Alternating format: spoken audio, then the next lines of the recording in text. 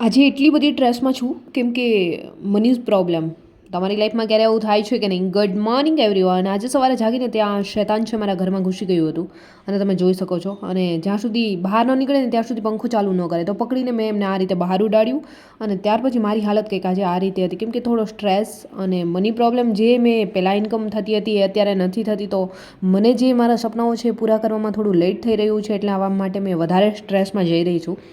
પરંતુ એમનો બી ઇલાજ તો શોધવો જ પડશે. સ્ટ્રેસને તો મેં દરરોજને માટે બબાઈ કરી શકું છું, બટ જે મની પ્રોબ્લેમ છે જે પહેલાં કમાતી હતી એ બી સોલ્વ કરવો પડશે. આ બંને મારા ગિયર જે સ્ટેન્ડ છે બંને અત્યારે ભાંગલા તૂટલા થઈ ગયા છે, એમને પણ બદલાવવા પડશે. બંને કવર રેડી કર્યા અને આજે છે શુક્રવાર, જે અંકલ માટે આપણે હેલ્પ માંગી હતી, કોઈએ 50, 100, 10, 20 કરી અને માંડ કરીને છે 2000 ઉપર થોડા રૂપિયા થયા હતા, એમાં થોડા 2100 કમ્પ્લીટ કર્યા અને એક કવર અમારા તરફથી રેડી કર્યું. અત્યારે પહોંચી ગઈ છું એટીએમ અને અંકલના જે પૈસા આવ્યા હતા ખાતામાં એ બધા ઉપાડી લીધા અને ડાયરેક્ટલી અત્યારે અંકલ પાસે જઈ અને એમના માટે મેં અત્યારે 2 કવર રેડી કર્યા છે. એક કવર અમારા તરફથી છે, જે બી હેલ્પ થાય એમ છે. ફૂલ નહીં તો ફૂલની પાકડી મારા તરફથી પણ આપી દીધી છે.